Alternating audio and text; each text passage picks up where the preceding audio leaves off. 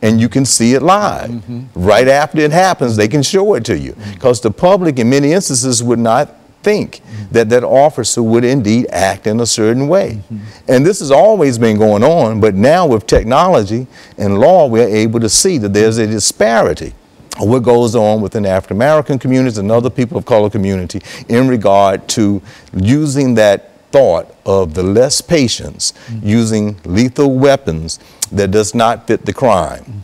So in essence, I'm saying that maybe some thought has to go into the training, where officers will rethink their toolbox and say, when I get a call and I go out, am I already going in that community thinking that I need to pull my weapon if I see anyone? I might have a prejudice that is embedded in my head that I know this is going to end up where I'm going to have to shoot someone. Or can I go in and kind of assess the issue and the problem and think, well, I have to use some other technique to take this person down. For instance, many instances, people might be selling cigarettes and that person could have been at a distance where that could have been controlled. But the thought was to do something else. And so this is what we are trying to get at in thinking in terms of the embedded nature of violence in America. How can it be curtailed? Because we have a high incidence of it. We go to any other urban areas as we've moved into urban areas with high homicide rates, Chicago, DC, any other urban areas, high inner city crime rates are there. Police officers have to go in. I think we all can understand that there will be some fear on anyone's part going in, whether you're a police officer or not. You have that fear. But given that they are trained, they have to, yes. There's such thing as survival. Absolutely. To say that I would imagine sociologically something would kick in to an individual when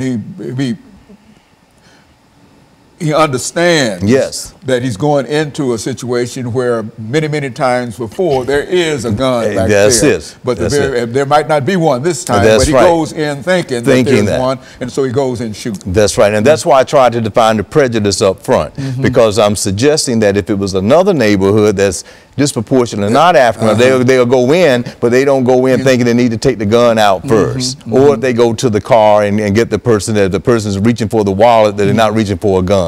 So we have to be a little bit sensitive to all of these types of things. And I think, given that violence is rampant in America, and we need to try to have better training, better educating, the economic as an institution. If those inner city environments were better economically, people were gainfully employed, you'll see a decline in all of those things. However, when you don't have that infrastructure, you're going to see high crime rates.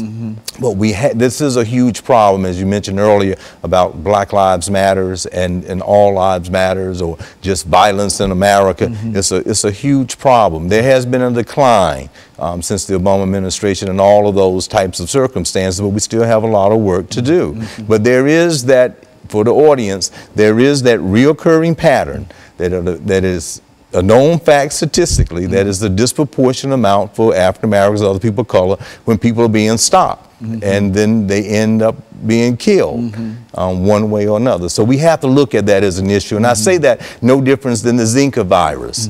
There are a lot of other issues going on right now, but when that came, it was a reoccurring pattern of people getting it. So we had to then spend attention and time, effort, and monies toward that. So in the same way, there's a disproportionate amount of killings within the African American community with profiling, with excessive force, then that issue need to be dealt with, just as any other issue or concern or problem that exists. And so we might be able to at least mitigate some of this through some of the training that we do, recognizing that no matter how much training you have, if you go into a high crime area and a place where drugs are sold and et cetera, no matter what the training might be, you are still guided by this idea of survival. And you know that people generally get killed in these kind of situations. And so your training might kick in. But in spite of the training, that whole survival thing that is a part of us all also make you what?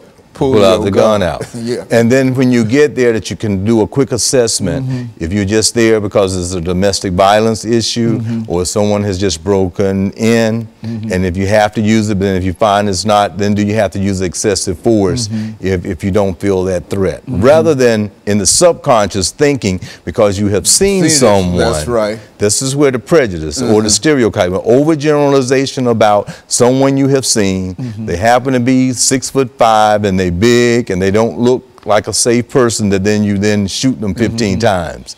You know, even if you shot them one time, they failed. You know, why the excessive amount of other shootings? And then one could ask, could some other method have been used to accomplish the same outcome?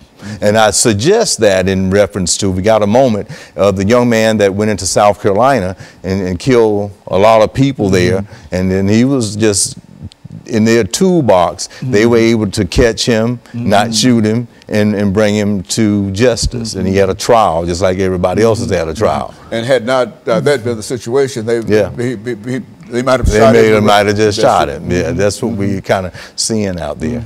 Yeah. Well, so it's interesting for people to understand that difference, because it became very controversial, you know, within this political campaign about that.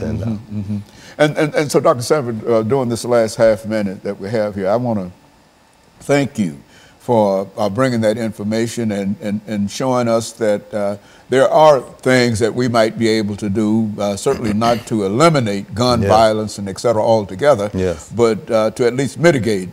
And I think the best thing that we might be able to do in reference to gun violence is get rid of guns. But I know that that does not work. And so, but nevertheless, let me thank you, and let me encourage our audience to tune in again next week for another informative edition of Comments. Thank you and good morning.